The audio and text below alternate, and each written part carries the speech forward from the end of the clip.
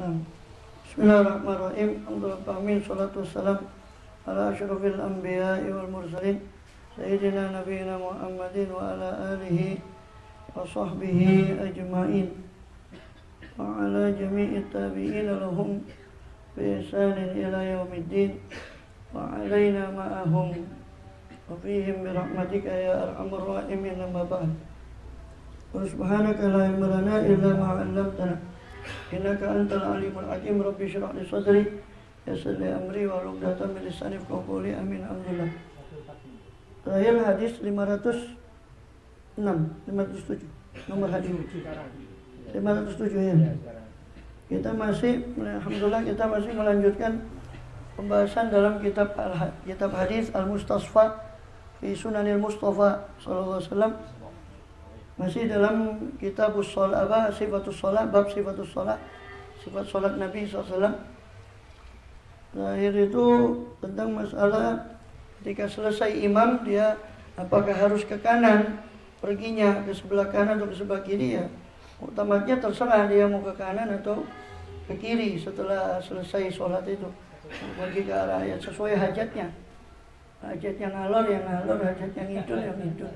Jadi kemana dia hajatnya, ya sudah ke situ dia pergi. Jadi tidak harus ke sebelah kanan ketika dia pergi dari sholat atau selesai dari sholat. Kemudian hadis 507 riwayat Tabrani juga Muslim, Abu Dawud. An Abi Sa'id Al-Khudri radhiyallahu anhu qala Rasulullah SAW, Rasul bersabda, "Idza syakka ahadukum fi sholatihi falam yadri kam shalla." Apabila ragu siapa seorang dari kalian dalam sholatnya, ahadukum, sholatnya seorang dari kalian, falam yadri, lalu tidak tahu siapa ahadukum tadi, kam sholat, berapa kali dia sholat, ya, sudah berapa kali dia sholat, salasan am arba'an, sudah tiga atau keempat, falyatrahi syakka, maka hendaknya dia membuang keraguan itu, wal yabni ala mastaiqonah, dan yabni hendaknya dia membangun sholatnya atas apa yang dia yakin. Ya, 3 dengan 4 berarti yang keempat kan diragukan, yang 3 kan insya Allah sudah yakin dilaksanakan. 3 atau 4. Maka yang yakin yang diambil, yang 3 berarti yang diambil yang yakin. Yang 1 itu ragu, maka dibuang yang ragu, dibangun atas yang yakin. Tsumma yasjud sajdatain, kemudian dia sujud 2 kali, qabla yusallima, sebelum salam. Ya, fa in kana sholat khamsan, kalaupun apabila ada ahadukum tadi, seorang dari kalian itu sholat 5 rakaat, ya, syafa'na lahu ma qad shalla, maka sujudnya itu tadi, sujud yang 2 itu, syafa'na lahu, akan menggenapkan bagi dia apa yang sudah dia sholati. Atau dalam riwayat Muslim, sholatahu, menggenapkan sholatnya, syafa'na lahu sholatahu. Wa in kana qad shalla itmaman li arba', kalaupun ada siapa ahadukum, seorang dari kalian tadi sudah sholat itmaman, dalam keadaan menyempurnakan terhadap 4 rakaat, kanata targhiman li syaitan, maka 2 sujud itu, sujud sahwi itu menjadi targhim li syaitan, menjadi penghinaan bagi syaitan. Targhim itu roghima anfu, itu hidungnya dianukan ke tanah, itu targhim, itu mana hidungnya di delep none di pasir, itu namanya targhim.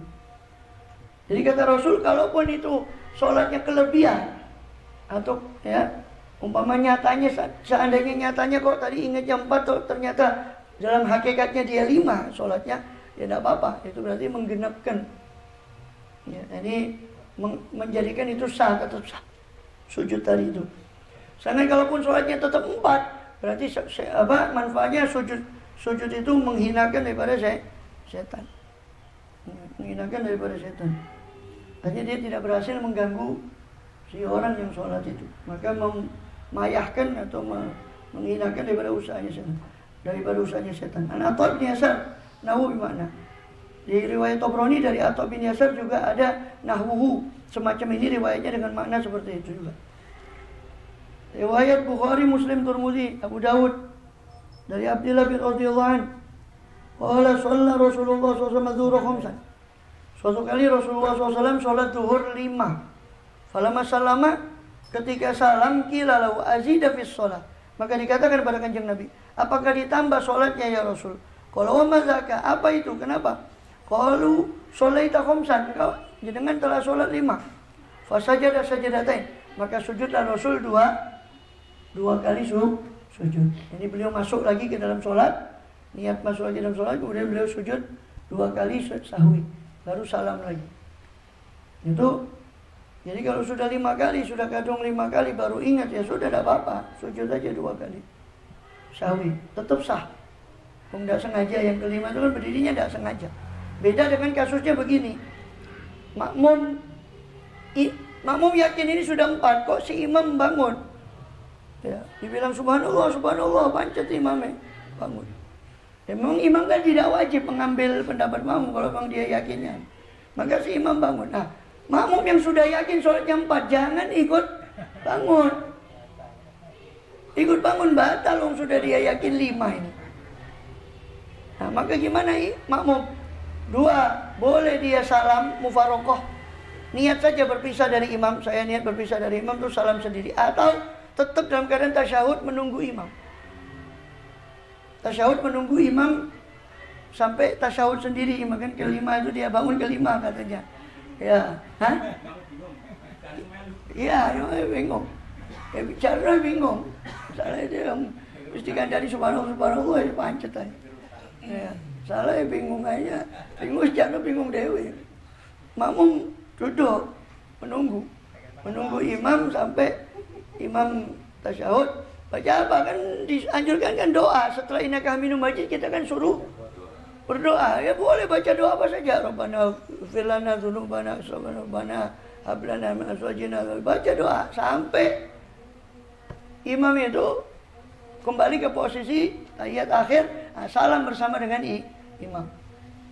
Terserah, imam kan pendapatnya sendiri, dia tidak harus mengambil pendapat makmum, kecuali mutawatir, kecuali banyak sekali. Nah, itu imam baru harus mengambil pendapat. Kalau 1, 2, 3 atau 4 atau tidak semuanya menegur.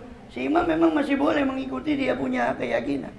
Jadi imam bangun tidak apa-apa, tapi makmum yang sudah yakin 4 jangan ikut bangun, tambah batal kita ikut bangun. Dia kok tidak batal loh, dia kan ingatnya segitu, ya sudah biarkan hukumnya sendiri dia. Terus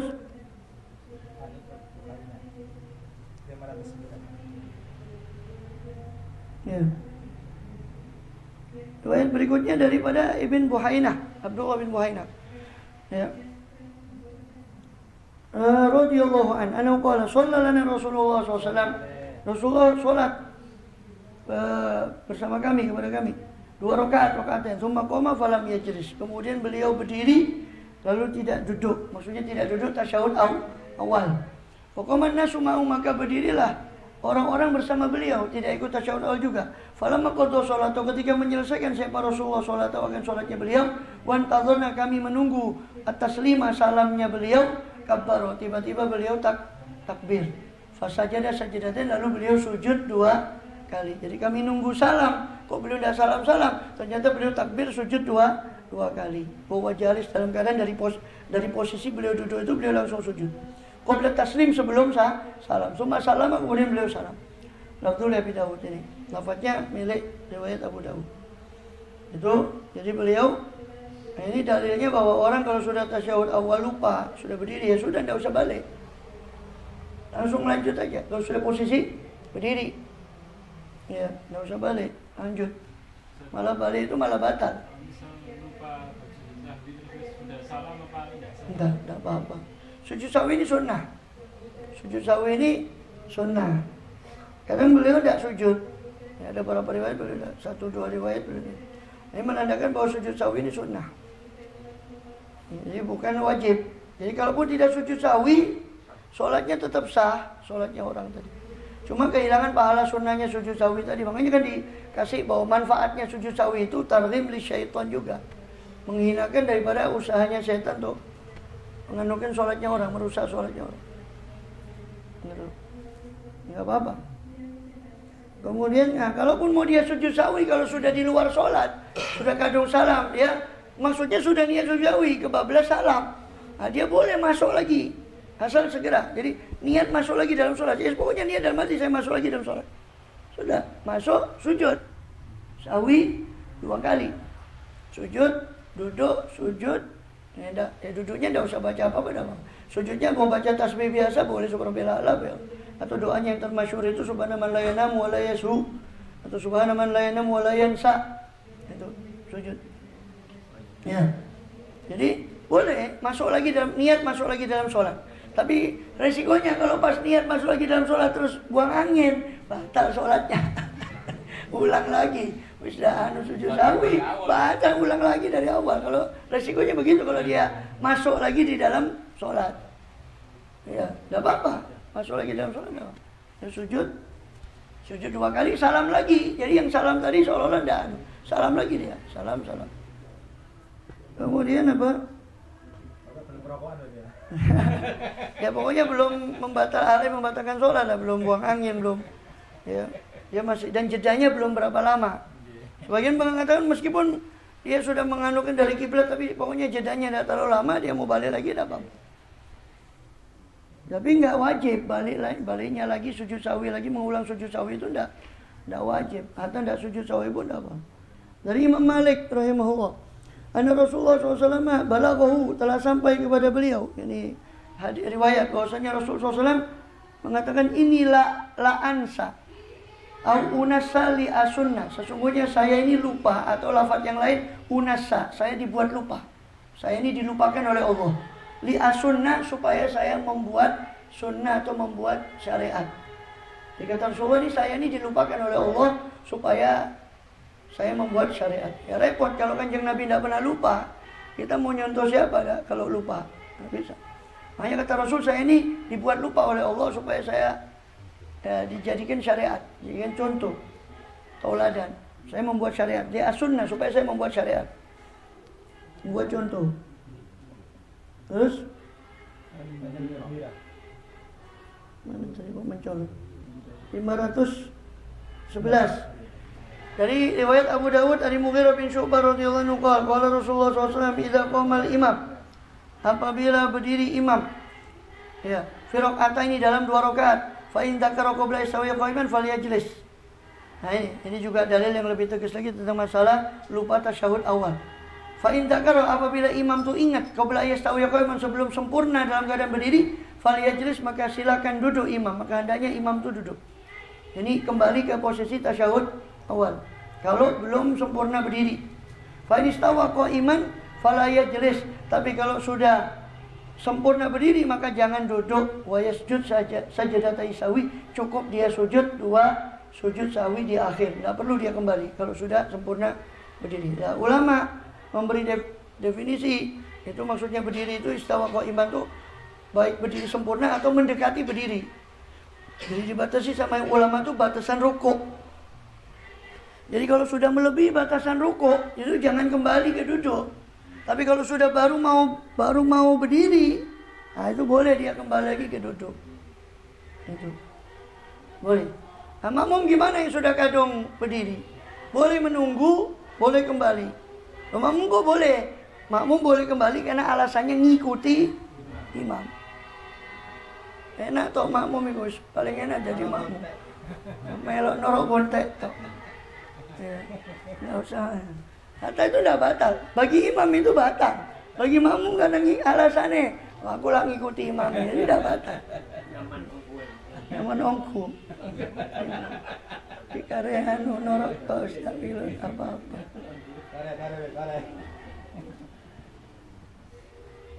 Kau usah mikir. Pokok norok lah. Tapi saya ingat imam yang saya torok ya, yang diikuti hati-hati. Iya, yang diikuti tidak ngerti baru dia malah kebelopo. Si makmumnya yang malah asal melok-melok imam tuh. Kemudian apa lagi? Tapi ya resikonya si makmum salah milih imam ini tuh. Terus terus gak ngerti, dipilih. Ya, pas mikut kayak gitu ya salahnya gimana, siapa yang milih? Kemudian apa lagi? 512. Nah, an Abi Hurairah, dari riwayat Bukhari, Muslim, Tirmidzi, Abu Dawud, Abi Hurairah radhiyallahu anhu qala Rasulullah SAW, Rasul bersabda, at-tasbihu lirijal wa tasfiqu linisa. Tasbih, ucapan subhanallah itu untuk laki, menegur untuk laki-laki subhanallah. Wa tasfiq, bertepuk itu untuk perempuan. Jadi ya, bukan keploan. Ya. Jadi bertepuk dengan ini, punggungnya yang kiri ini ditepuk dengan yang kanan. bukan keploan. Kalau ndak niat talaub, ndak niat main-main, ndak apa-apa. Hatta satu gerakan kalau niatnya main-main batal sholatnya. Kalau satu gerakan apapun, bukan hanya tepuk, apa saja kalau niatnya main-main satu kali pun itu sudah batal sholat. Kalau niatnya talaub atau main-main. Kemudian 513 dari Sa'al bin Sa'ad radhiyallahu anhu, Rasulullah SAW qala man nabahu syai'un fi shalat falyaqul subhanallah. Itu siapa yang nabahu menimpa dia apa sesuatu dalam sholatnya, falyaqul maka hendaknya berucap siapa musolli orang yang sholat tadi subhanallah. Fa inna la yasma'u ahadun, sebab tidaklah mendengar akan subhanallah itu seorang pun, hina yaqulu subhanallah. Tidaklah mendengar siapa imam tuh ahadun akan tidaklah mendengar seorang pun akan orang yang mengucap subhanallah tadi, hina yaqul ketika dia mengucap subhanallah, ilal tafata ilaih, kecuali akan ditoleh. Maksudnya akan diperhatikan kenapa kok dia mengucap itu subhanallah. Ya bukan noleh temenan ya, noleh ya makruh. Kalau cuma noleh dengan wajahnya saja makruh. Nah yang agak ini dadanya ini yang penting menghadap kiblat. Noleh saanunya batal kalau dadanya dari kiblat. Nahwu bimakna, Imam Tabrani meriwayatkan seperti itu juga dengan maknanya. Dari Jabir bin Samurah radhiyallahu anhu qala kuntu ara Rasulullah SAW la yaqumu min shalahu, saya melihat Rasulullah itu SAW tidak bangun dari tempat sholat beliau. Alladzi yusalli fi subha, yang mana beliau sholat fihi di tempat itu, alladzi tadi sholat subuh, awil ghadata atau sholat pagi, ini subuh maksudnya. Subuh ada sholatul ghadat itu maksudnya subuh juga. Kalau ada sholatul ghadat ya itu maksudnya subuh. Suatu subuh au ghadata hatta tatul asyamsu, sampai terbit matahari. Fa idza tala'at qoma, kalau sudah terbit matahari baru beliau bangun. Bahkan yatahaddatsu wa yakhudhu fi amril jahiliyah hakuna, maka mereka sahabat-sahabat itu yatahaddatsun, berbincang-bincang, yakhuduna, memulai perbincangan dalam amril jahiliyah tentang perkara-perkara zaman jahiliyah. Yathakun, mereka tertawa. Wa yatabassam Rasulullah SAW, kadang Rasul dengar cerita mereka, kadang Rasul juga ikut tersenyum. Ini sahabat tuh majelas habis terbit matahari, majelas cerita-cerita tentang jahiliyah. Ingat masa kebodohannya mereka jahiliyah, kadang mereka tertawa, Rasul pun ikut tersenyum. Ya. Kemudian 515 dari Tabrani, Bukhari, Muslim, Abu Dawud, dari Abi Hurairah radhiyallahu anhu, qala Rasulullah SAW, Rasul bersabda, innal malaikata tusalli ala ahadikum madama fi majlisih, malaikat itu berdoa atas seorang dari kalian yang sholat madama, selama orang itu masih ada di tempat duduknya, selama dia belum pindah dari tempat sholatnya itu. Apa ucapan malaikat? Allahumma ighfir lahu, Allahumma arhamhu, ya Allah ampunilah orang ini, ampunilah dia, ya Allah rahmatilah dia. Ya, selama dia masih ada di majlisnya. Atau dalam riwayat yang lain, malam yuhdis, selama dia tidak berhadas atau belum berhadas. Dalam riwayat yang lain. Imam Bukhari meriwayatkan juga indahuma, di Bukhari Muslim, menurut mereka berdua, ini Bukhari Muslim, la yazal ahadukum fi sholati ma damati sholat tahbisu, senantiasa seorang dari kalian berada dalam satu sholat selama sholat itu menahan dia. La yamna'uhu ayyan qalib ila ahli ila sholat, tidak mencegah dia si ahadukum tadi ayyan qaliba untuk pergi ke ahli, ke keluarganya ahadukum, kecuali sholat. Yang mencegah dia duduk situ cuma untuk sholat, untuk zikir dan doa dan sebagainya.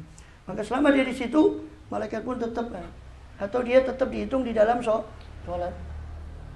Dari Aisyah radhiyallahu anha, qalat sa'atu Rasulullah SAW, saya pernah bertanya kepada Rasul SAW, anil tifati rajul, tentang noleh-nolehnya laki-laki seseorang itu dalam sholat. Faqala innama huwa ikhtilasun, itu adalah satu kecurian.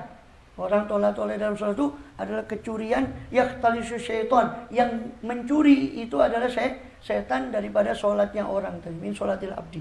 Yang mana mencuri akan ikhtilas tadi, siapa setan dari sholatnya hambanya. Sholat toleh-toleh itu sholatnya dicuri oleh setan. Ini kurang pahalanya, dicuri oleh setan. 517 dari Abi Dzar radhiyallahu anhu, qala Rasulullah SAW, Rasul bersabda, la yazalu Allah azza wajalla mukbilan 'alal abdi. Allah itu senantiasa menghadap kepada hambanya, maksudnya Allah memperhatikan hambanya wa huwa fi shalah, di dalam sholatnya. Malam yatafid, selama hamba tadi tidak menoleh-noleh. maka Allah akan menghadap kepadanya. Fa'idza tafata insarafa anhu, ketika hamba itu menoleh, maka Allah akan berpaling dari hamba itu tadi. Jadi tidak diperhatikan oleh Allah. Dari Abdullah bin Abbas radhiyallahu anhu, anna Nabiya SAW, yaitu riwayat Nasa'i, dari Abdullah bin Abbas, dari Nabi SAW bersabda, bahwasanya Nabi karena yusolli fi khamisah. Ya, Rasul itu sholat berada di dengan memakai khamisah, satu semacam rompi. Ya, la a'lamun, yang memiliki gambar. Fa nazara ila a'lamiha, maka melihatlah kepada a'lam. Ya, melihatlah Rasulullah itu kepada gambarnya yang ada, nazaratan, satu kali lihat. Falaman sarafa, ketika selesai sholat, Rasul berkata kepada sahabatnya, qala dhahabu bi khamisati hadhihi, kau pergi bawa saya punya rompi ini ila Abi Jaham, kepada Abu Jaham, waktuni bi ambijaniyati Abi Jaham, datangkan saya dengan ambijaniyah daripada Abi Jaham. Ambijaniyah semacam baju luar itu yang tidak punya gambar, biasanya warnanya hitam, tidak punya gambar. Ambijan, tidak ada gambarnya. Ambijaniyah Abi Jaham, ini tuker baju ini, kasihkan ke Abu Jaham, bawakan saya ambijaniyah punyanya Abu Jaham. Faina al-hadni anifan aswal, sebab khomisah ini, rompi saya ini yang kan ada gambarnya tadi, al-hadni anifan an sholati, melalaikan aku tadi daripada sholatku. Maksudnya melalaikan aku, ini seandainya fitrahnya beliau seperti manusia biasa, pasti akan lalai. Itu pendidikan dari Rasul, karena beliau hakikatnya tidak lalai. Tapi seandainya beliau itu tidak dijaga oleh Allah, itu pasti akan lalai melihat ini baju yang bergambar itu tadi. Ini pendidikan sebenarnya bagi umatnya, supaya ya kalau sholat ya kalau bisa jangan pakai baju yang ada gambarnya, hanya melirik ke situ. Bagi orang yang di belakang, ya ada tulisan macam-macam. Kadang kaosnya partai dibawa, kaosnya macam-macam dibawa ke masjid. 509, ya mereknya sarung juga ya termasuk gitu. Kadang dibaca ke bawah, lihat ke bawah, baca mereknya sarungnya orang. Ya dibalik aja, dibalik ke atas, jadi nggak kelihatan. Nah itu repot.